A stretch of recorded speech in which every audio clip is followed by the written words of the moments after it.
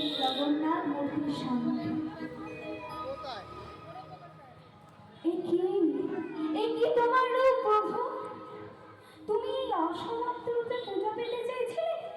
হ্যাঁ, তুমি এই অসমাপ্ত রূপে পূজা পাবে বলে ইচ্ছা প্রকাশ করলে? কেন কেন এই অসমাপ্ত রূপে তুমি পূজা পাচ্ছ প্রভু?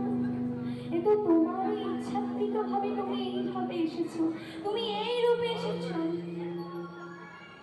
মনে পড়ে গেল গৌরহরি, জগন্নাথ সৃষ্টির মহত্তম।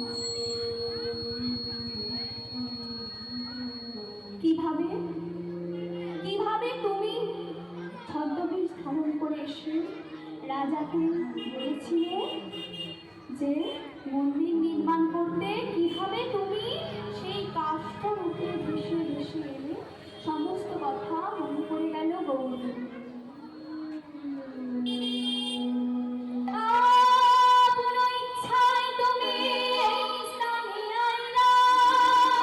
এই স্থানে আইলা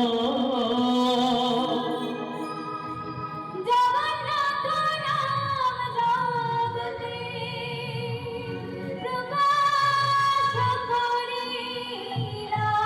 প্রকাশ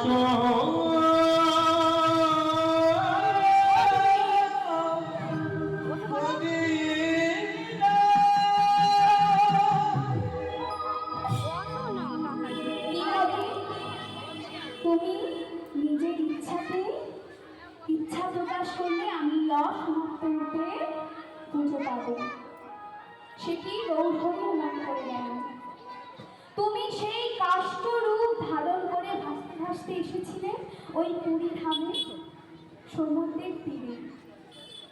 প্রভাস তীরের যজ্ঞ সমাপন করে